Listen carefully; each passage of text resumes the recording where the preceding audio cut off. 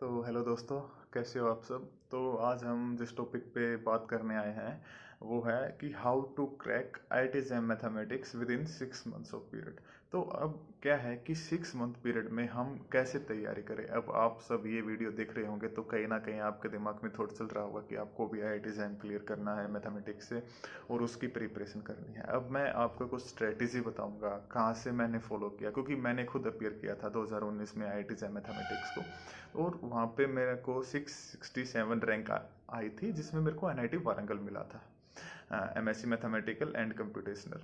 ठीक है, तो अब उसके बाद हालांकि मैंने उसके बाद डीयू का एंट्रेंस दिया था ऑपरेशन रिसर्च के लिए, मेरा वहाँ एडमिशन हो गया था, तो मैं डीयू में ही रह गया था क्योंकि मेरी बैचलर्स भी डीयू से ही थी और मेरे को थोड़ा ओआर में इंटरेस्ट था। इस वजह से मैंने जो मैथमेटिक्स की आईआईटी मैथमेटिक्स की जो प्रिपरेशन की थी वो भी आईआईटी बॉम्बे को फोकस करके कि वहाँ पे ओआर से जो इंटीग्रेटेड पीएचडी होती है तो वो करनी है, तो यही फोकस था मेरा। तो इस वजह से मैंने इसकी प्रिपरेशन की थी। तो हालांकि वो थोड़ा स्कोरिंग में आ गया, फ्लक्चुएशन आ गई, कुछ क्वेश्चंस गलत हो गए हैं जिसकी वजह से उतना स्कोर नहीं कर पाया मैं, जो मैं मान के बैठा था कि 60+ स्कोर करूँगा आउट ऑफ 100, बट मेरा स्कोर 41.67 रहा। तो कुछ थे जहाँ पे क्वेश्चन जो मेरी गलती रही है एग्ज़ाम में। तो मैं आप सबको अब ये बताना चाहूँगा कि जो मैंने गलतियाँ की है वो आप ना करें, और मैंने 6 मंथ्स में कैसे इतनी अच्छी प्रिपरेशन कर ली जिसमें मेरा एनआईटी वारंगल में एडमिशन हो गया और मेरे को एक अच्छी रैंक आ गई। क्योंकि मैं अच्छी इसलिए कह रहा हूँ क्योंकि मेरा जो बैचलर्स थी वो नॉर्मल थी, फिजिकल साइंस विद केमिस्ट्री, जिसमें फिजिक्स केमिस्ट्री मैथमेटिक्स रहता है। जैसे क्या होता है, हमको compete करना पड़ता है मैथमेटिक्स वाले स्टूडेंट से जो मैथमेटिक्स ऑनर्स से हैं और जो 1-2 साल से कोचिंग ले रहे हैं, और मैंने वो उनके साथ 6 मंथ्स में ही compete करना था और 6 मंथ में ही compete किया मैं। तो अब मैं बताऊंगा।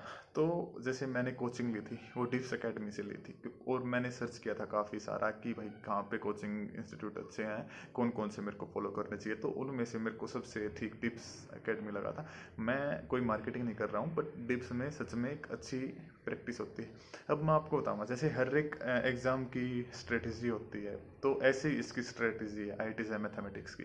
अब मैंने देखा था कि जो मेरे साथ वाले थे जो कई सालों से, कई साल तो क्या 2 सालों से प्रिपरेशन कर रहे थे इसकी, वो क्या करते थे, मान लो डिप्स का उन्होंने सेट लगा लिया, फिर वो किसी और कोचिंग इंस्टीट्यूट की बुकलेट उठा लाए, वहाँ से कट करने लग गए।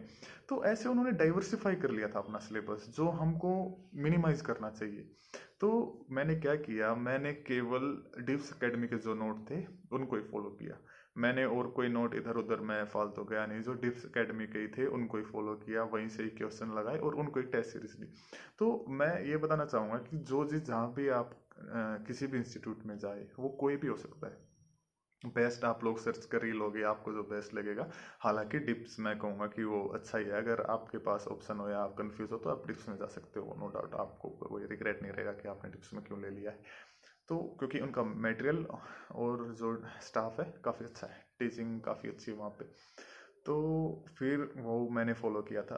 अब क्या था, मेरे साथ वाले बच्चे ऐसे हैं, मैं बैठा क्लास में, मॉडर्न अलजेब्रा की क्लासेस स्टार्ट हुई, मेरा सब सब ऊपर से जा रहा है क्योंकि कभी ग्रेजुएशन में इतना ध्यान से नहीं पढ़ा था, तो सब ऊपर से जा रहा। बाउंसर और बच्चे थे कि सर डाउट पूछ रहे तो बच्चे आंसर कर रहे हैं उनको, मैं ऐसे कि यार ये क्या हो रहा है। तो मेरे को पूरा 1 मंथ लगा था मॉडर्न अलजेब्रा से निकलने में। और फिर उसके बाद मैंने क्या किया था कि 2-3 मंथ्स और कोचिंग रेगुलर लगाई थी। फिर मेरे को लगा कि टाइम कम हो गया है, क्योंकि कोचिंग मेरी जो ख़त्म होती वो जैन के एंड में होती, और मेरे पास इतना टाइम नहीं था कि मैं कोचिंग ही जाता रहूँ जैन के एंड तक। और क्योंकि फेब के फर्स्ट वीक में, 9 फेब को एग्ज़ाम था, तो नहीं हो सकती है ना प्रिपरेशन।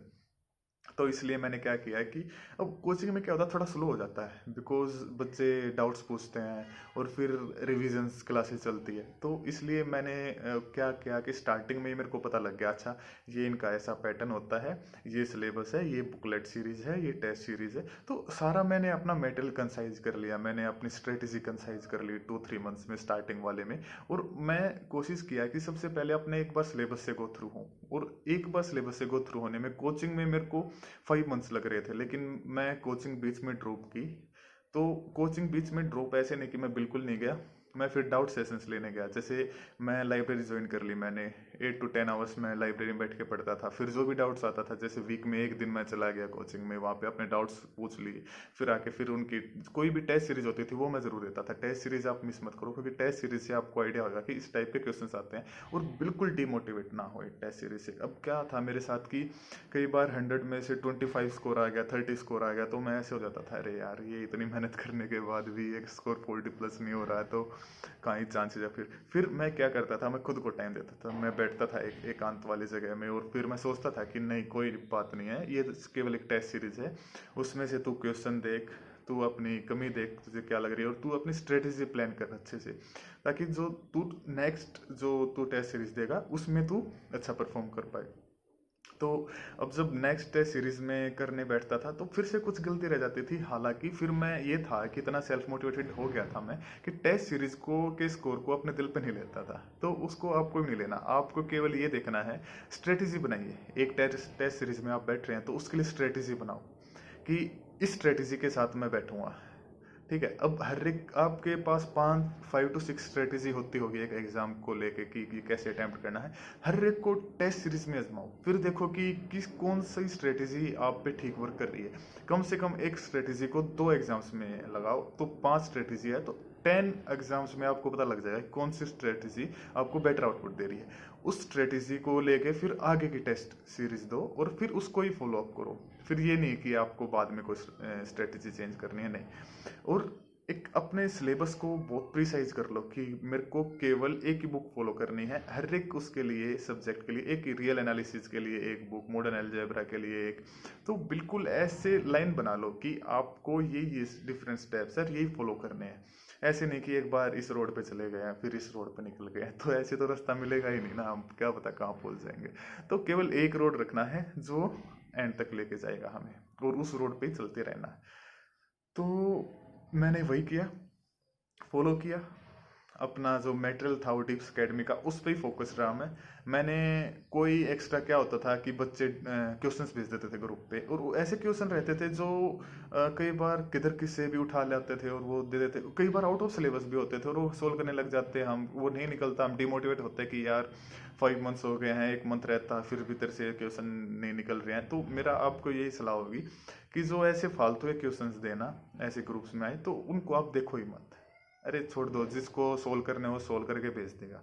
ठीक है, जिसको लगता है कि हाँ भाई वो बहुत 30 मार्क खा है तो वो करके भेज देगा। आप नहीं हो, आप अपने तैयारी पे फोकस करो। जिस दिन एग्जाम होएगा, रिजल्ट आएगा, आप सबको पता लग जाएगा कौन 30 मार्क खा है। तो अपनी तैयारी पे फोकस करो। एक सिलेबस बहुत एक ही सिलेबस को फॉलो करो, टेस्ट सीरीज लगाओ, स्ट्रेटेजी बनाओ, उस स्ट्रेटेजी के साथ टेस्ट सीरीज दो, और फिर जो भी आपको मिस्टेक्स लगती है अपनी उनको इम्प्रूव करो। अपने खुद के सेल्फ नोट्स बना लो। कोचिंग अगर लगता है कि ज़्यादा टाइम ले रही है तो कोचिंग ड्रॉप करके आप खुद सेल्फ स्टडी कर सकते हो। कोचिंग की भी इतनी ज़्यादा ज़रूरी है नहीं, 5-6 बुक्स है जो आपको फॉलो करनी है, और 5-6 एक मंथ में एक बुक में से आप बहुत ही ईजिली निकल जाओगे, बहुत ही ईजिली, मैं तो ये कह रहा हूँ।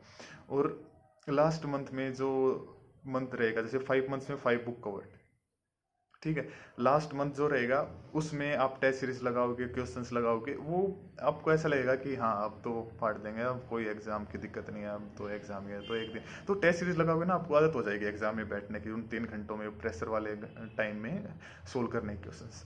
तो ये है। और कोई भी अगर आपको डाउट आया या कोई भी आपको लगा कि नहीं मेरे को और कुछ ये तैयारी से रिलेटेड कुछ भी पूछना हो तो मेरे से बेझिझक पूछ सकते हो, क्योंकि मेरा एक ऐसा बैकग्राउंड रहा है जिसमें मैंने मैथमेटिक्स को ग्रेजुएशन में बिल्कुल इतना ज़्यादा फोकस से नहीं पढ़ा था, बस एकदम सेट किया कि नहीं अब तो मेरे को मास्टर्स करनी है, वो भी ऑपरेशन रिसर्च से, जिसके आईटी जैम में देखा मैंने आईटी बॉम्बे से हो सकती है। उसके लिए टॉप रैंकर में आना पड़ेगा, अब वो 60+ स्कोर करना पड़ेगा, उसके लिए मैंने अपियर किया था, उसके लिए एग्जाम में बैठा था। फिर मैंने आपको लिए अब एक वीडियो लेके आऊँगा कि डिफरेंट स्कोर पे आप कौन कौन सी, डिफरेंट स्कोर तो आपको चलो पता होगा, लेकिन मैं आपको ये बताऊँगा अगर आपका इंटरेस्ट है रिसर्च में तो आप कौन सी इंस्टीट्यूट पे हिट करो। अगर आपका इंटरेस्ट है किसी प्लेसमेंट में कि नहीं मेरे को यार मास्टर्स के बाद प्लेसमेंट लेनी है, तो वो भी मैं बताऊँगा कि कहाँ पे अप्लाइड है, क्योंकि मैंने भी अपने टाइम पे सर्च किया था। जैसे आईआईटी रुड़की में एमएससी इकोनॉमिक्स होता है, अभी तो खैर उसका अलग से एक एंट्रेंस भी लेने लग गए हैं, हमारे टाइम पे वो मैथमेटिक्स से ही होता था और उसकी जो कट ऑफ है वो कम रखती थी। ठीक है, कट ऑफ और रैंक कम रहती थी उसकी, तो और वो बहुत ही अच्छा सब्जेक्ट था, वहाँ पे प्लेसमेंट हो जाती थी, इवन 10 लाख के आसपास एवरेज पैकेज था। तो आप ऐसे फॉलो कर सकते हो। तो डिफरेंट डिफरेंट अपने इंटरेस्ट को लेके आप डिफरेंट डिफरेंट इंस्टीट्यूट को हिट कर सकते हो। और ये आपकी रिसर्च पे डिपेंड करेगा। आप पहले एग्जाम तो अच्छे से प्रिपेयर करो, फिर अपना देखो स्कोर तुम्हारा क्या बनता है, फिर उस स्कोर के हिसाब से आप देखो कि कौन कौन से इंस्टीट्यूट तुम्हें मिल सकते हैं, और फिर उन इंस्टीट्यूट के हिसाब से देखो कि उन इंस्टीट्यूट में कौन कौन से कोर्सेज है, और वे कोर्सेज कैसे हैं, वो प्योर रिलेटेड है, अप्लाइड है तो प्लेसमेंट है या नहीं है, प्योर है तो मतलब कितना तुम्हें फ्यूचरिस्टिक लगता है वहाँ पे तुम जाके आगे पीएचडी जो करना चाहते हो। तो ऐसे करके आप थोड़ा आइडिया ले सकते हो उन चीज़ों का। तो अभी ये वीडियो काफ़ी लंबी हो जाएगी अगर मैं उस बारे में डिस्कस करूँगा, तो अभी आपके लिए यही है। तो स्ट्रेटेजी 6 मंथ्स की आपको यही होनी चाहिए। एक एक मंथ में आप एक एक बुक दो, थोरली रिवाइज करो, उनको अच्छे से करो, क्वेश्चंस देखो, सबसे पहले देखो सिलेबस देखो, फिर लास्ट ईयर क्वेश्चंस देखो। ठीक है, क्वेश्चन देखो उस सब्जेक्ट स्पेसिफाइड, उस सब्जेक्ट को कवर करो कि एक मंथ में उस सब्जेक्ट से रिलेटेड आपको क्वेश्चंस भी लगाने और उसका सिलेबस भी कवर करना। 5 मंथ्स में आप कंप्लीट ऐसे सिलेबस करो, लास्ट मंथ में आप टेस्ट सीरीज लगाओ, क्वेश्चंस लगाओ।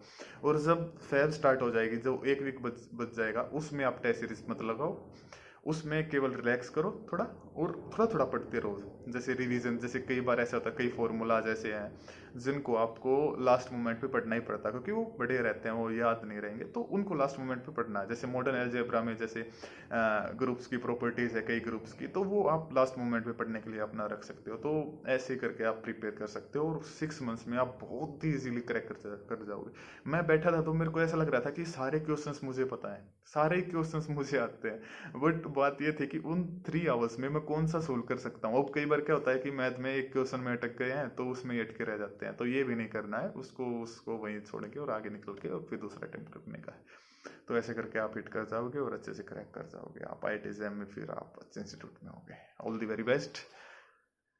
नेक्स्ट वीडियो में मिलते हैं, फिर आपकी करियर काउंसलिंग करेंगे हम। और आपको कोई भी डाउट्स आए तो आप मेरे को पॉजिटिव कमेंट कर सकते हो, मैं रिप्लाई बैक करूँगा आपका फॉर श्योर।